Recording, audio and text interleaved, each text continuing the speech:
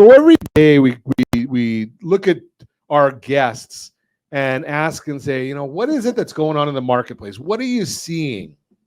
And we ask them to forecast because they book usually 3 to 6 weeks in advance. And Jim Norton made a comment, and we're going to go into this one further. Your comment in there, the headline for the show today was going to be "The Truth About Real Estate." I want to hear your thoughts here. The truth. You can't handle the truth. You can. Yeah, I will. The truth is this question that everybody always asks: is it a good time or is it a bad time to buy or sell real estate? And I always say it's a good time because they always want a quick answer. Yeah, that's because you sell real estate. Well, that's true. But at the same point, I also own real estate, and I'm looking at what I'm doing with my real estate and how I'm dealing with my investments. So are you buying or are you selling? I'm actually considering selling right now. Okay. Yeah. And but that's sort of more towards the package of retirement strategy. Okay. And so it's part of your game plan. Yes, part of the game plan. Gotcha. From that standpoint, me and the CEO of my company, which would be my wife, are still we're in negotiations that I'm not. Wait, how long have you been married? I'm not waiting. 23 years. 23 years. 24. 24 this year. 24 years. I'm on the okay. 0. I started on 00, so I can't miss. I just got to look at what year it is. But you just missed. Wait, I just missed. Yeah. So you're married long enough to realize that you don't get a vote. Oh, I knew that in the first 6 weeks. That's about the way it goes, right? Yeah, it didn't take long at all. Okay. But so then they say, well, why is it a good time? And it's like, because at this point in time, the present, you know what's going on. You can make a decision based on what you know. If you try to project the future, no one has ever successfully predicted the market. There's a couple of people guess right, but it's not a prediction, and you can't go back. I mean, if I could, I'd there's a couple of years I'd go back to it and I say, I should have bought that. Shouldn't have sold that. I mean, if I could go back in time, that would be a really good deal. But what you can't control is right now. So right now, interest rates are at 7. You know what you're dealing with. You know what they are. You can make the mathematical calculation to figure out the financing of that. Are they going to go up in between now and the election? Probably not. It's election year. The guy in office doesn't want something like that to kill his chances, but the guy wanting to get in office wants that to kill his chances. So that's a whole meal of politics. But the reality is, we kind of know they're going to float around 7. We're not going to get down to 5. We're not going to get up to 8. Well, we could creep up to 8, but we're not going to jump to 14. They're going to do everything they can to keep it right about where it's just. So why does that mean it's good? Why does that make it a good time to sell? Because you have on that particular issue, you have knowledge and you can do your calculations. If you have a good realtor that can give you the ups and downs and the ins and outs of the calculations, I won't go into that. I'm just trying to keep it simple. And then I'm a simple guy. Yeah, simple guy. Secondly, the market itself, there are houses for sale, and the houses that are for sale are selling, and the prices are not appreciated as fast. In fact, they're fluctuating a little up and down depending on the quality of the product being sold. Obviously, the complete remodel and location, they're selling quicker and they're closing, whereas the others are fluctuating a little. But I do notice a lot of back on markets. So that means somebody's not doing their homework. There's one way or the other. I heard, there's one home in my neighborhood that fell out. It fell out based on the home inspection. And there was too many things on the list that the buyer didn't want to tackle and deal with. But at the same time, I don't think that the seller was made aware by the realtor that, these are things we're going to be watching out. Okay, so let's go back to what you said before, though, Jim.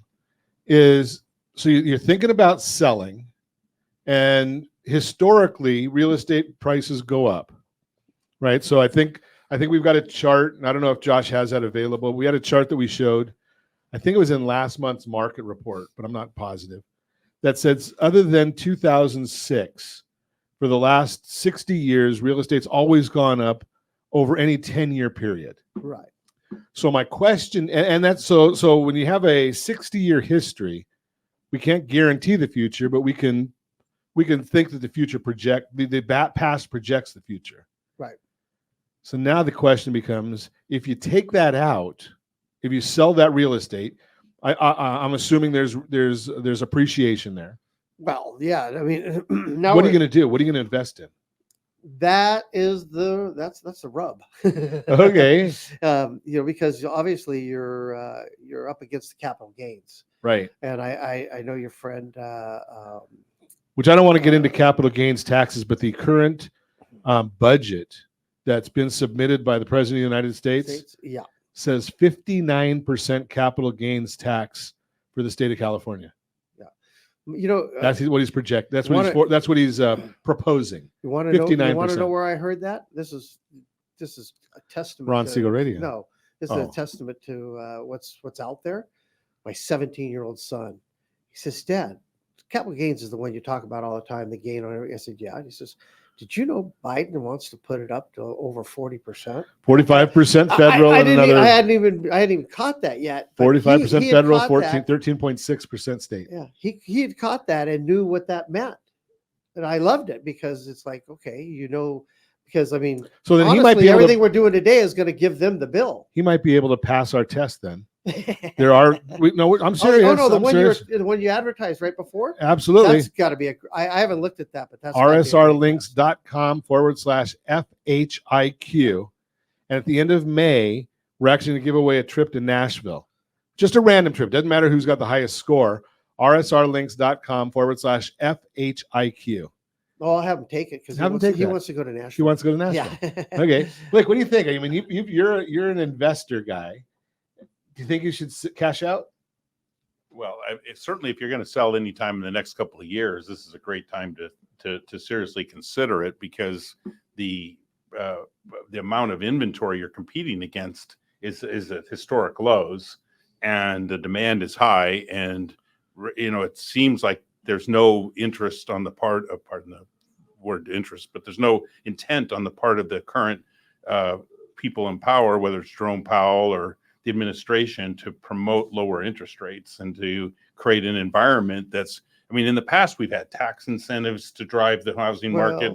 We've had, I think you've got to add California into the federal picture too, because Gavin's trying to close a $73 billion gap.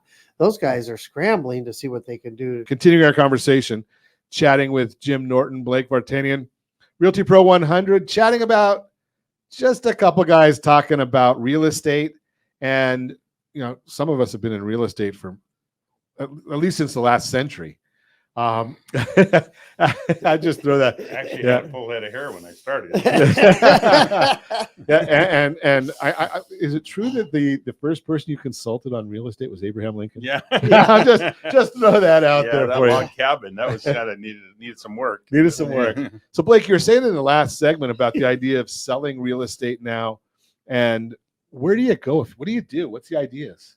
Well, and that's part of the challenge, right? So you never know until you start. And I always say, the best thing to do is find out how much is your home worth. And the way you find out is not by getting the competitive market analysis. You find out by putting it on the market and seeing what a willing buyer is going to pay in an open market.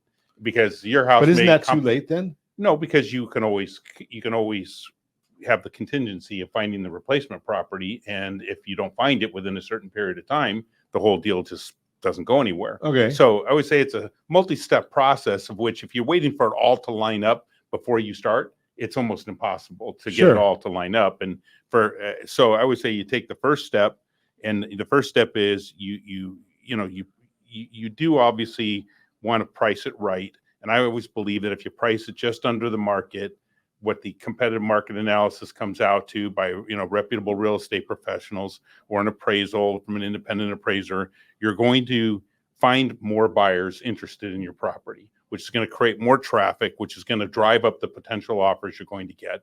And then the person who gets that, depending on their own integrity and whether they're tying it up just to tie it up, or the question today in the contract world is, when we used to, in the beginning of real estate profession of my career, when you signed a real estate contract, it was binding on both parties. Now it's only binding on the seller, and the buyer can walk anytime during the contingency period.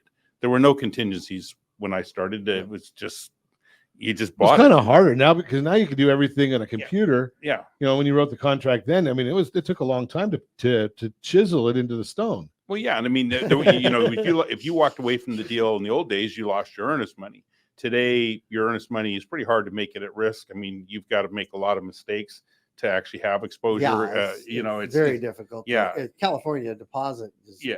goes back to you. It's almost a silly idea anymore because what, you know, well, the money isn't really there for any serious intent. It's and the contract is more Looks like a good. lease option because the buyer can walk at any point, but the seller's stuck. And so, you know, I always advise the client, don't sign it unless you know you're willing to go through with it, with all the contingencies in place. So if you can't find that replacement property within 10 or 17 days, whatever's there, then we just withdraw from the process. And so I would say, you know, you within every You might have market, a realtor that might not be too happy after putting all the money into marketing and prep well, and all but that. your But if intent you is got the- correct. if I you mean, got the you know, right- your intent is genuine. I mean, you know, I've often started the journey of putting the house on the market, not knowing, you know, what the outcome was ultimately going to be. We have a general idea, Right. but if you wait to find that property that you really want, and then you try and make the offer subject to, you know, the contingency of selling your own property, you actually have a weaker offer than the other people who don't have a contingency. So That's why we use the transition loan at Geneva Financial. well, that's So you can do it- you got to have you the can make that solution. count. See, and I don't have those. There's a couple good products. There's some Yeah. good products out there.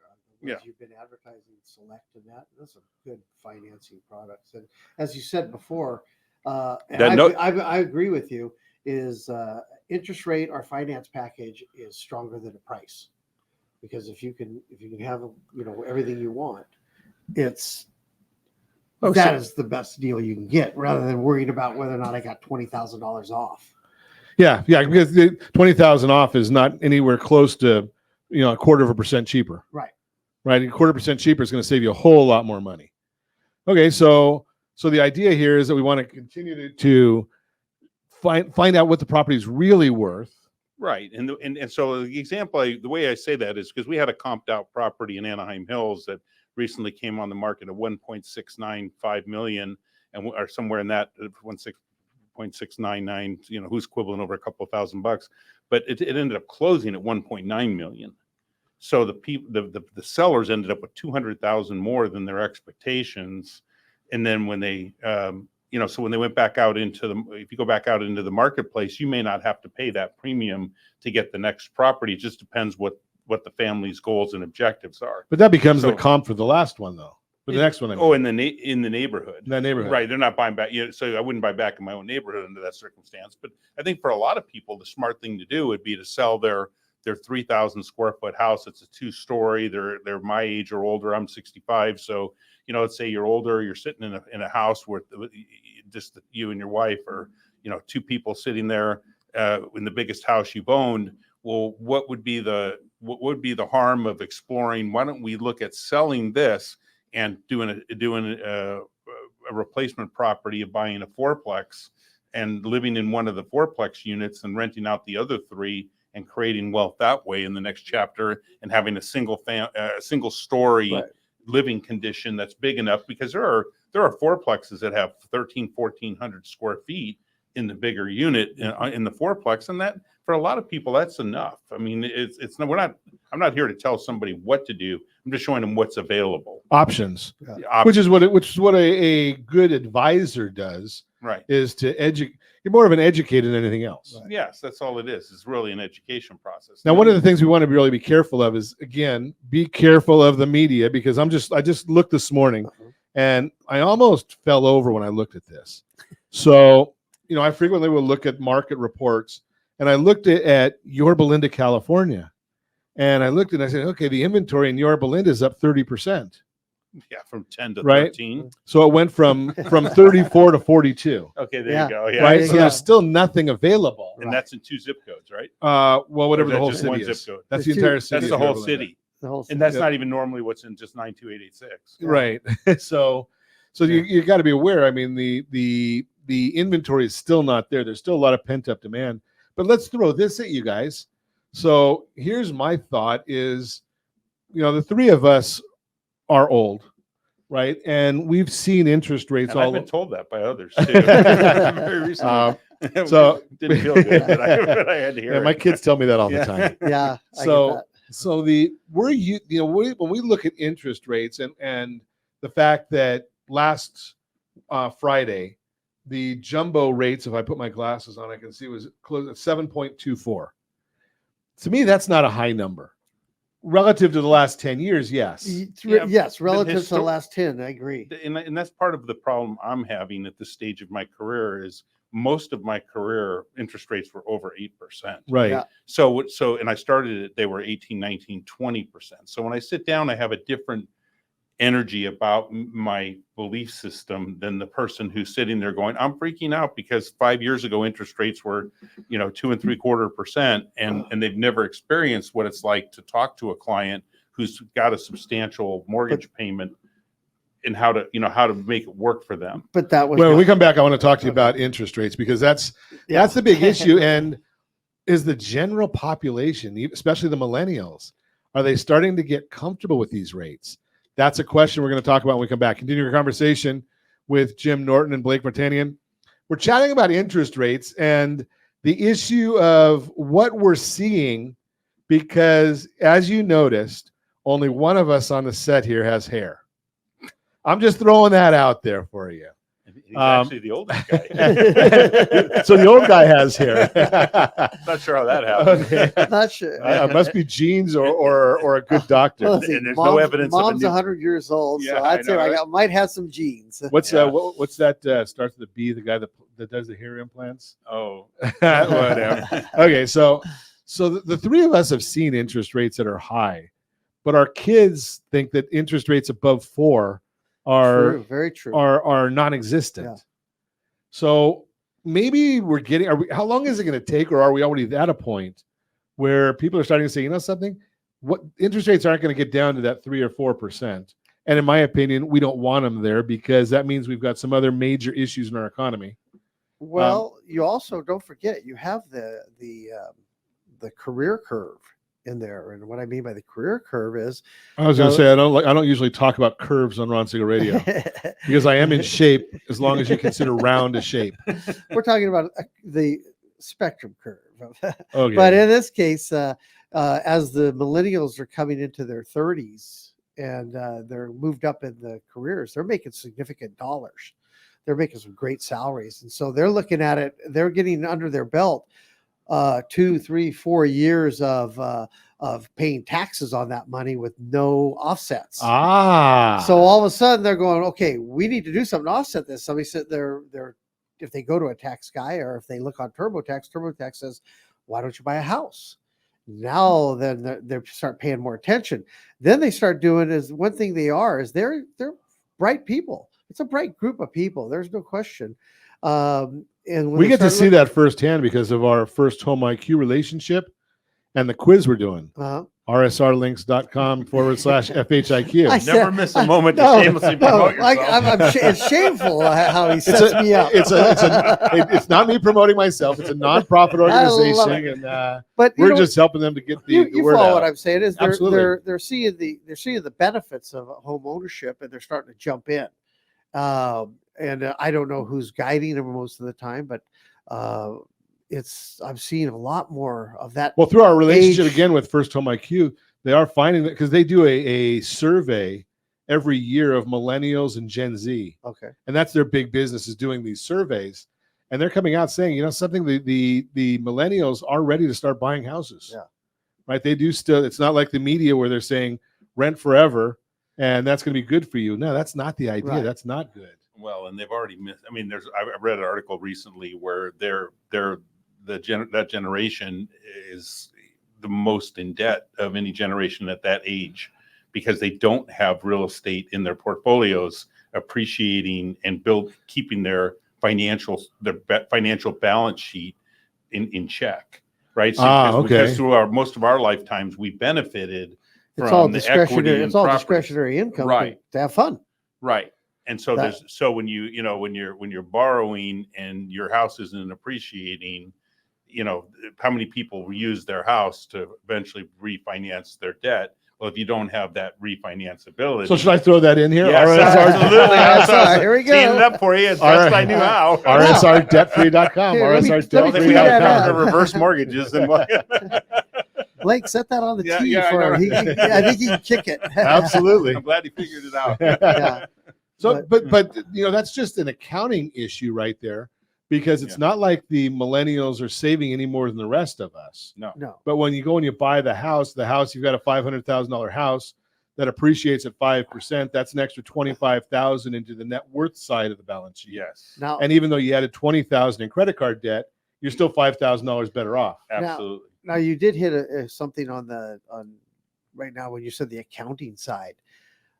Unfortunately, these people in this generation, I want to say kids, but that's not the way to say They're it. not but Young anymore. people. the young people Sure, everybody's young compared to they- Jim. they didn't have the classes in basic accounting, basic budgeting. That's And exactly that is one thing they are lacking, that you actually have to remember to bring them that's through what our that. friends over at First Home IQ have discovered, Uh-huh. and that's why they're out there on this mission to deliver financial literacy. Yes, is That- because thank they've- you. That's a better word. Because what they've found out is that the millennials and Gen Z are so busy dealing with garbage stuff in school that they're not getting what you and I all had home economics. I was just right? going to say home And we had economics. to carry that little envelope Yeah. around with us, and we had to pay our electric bill and gas bill and write a check. And Yep. the young people don't have that in school right now because they're dealing with. Well, I'm not going to go with what they're dealing well, with, but exactly. We understand. the state regulations are putting an emphasis on things other than what some of us know as pragmatics, Yes. Mhm. right? The Right. things, and so our young people have been left out. Yeah. So if you want more information on this, give me a call, 800-306-1990, 800-306-1990.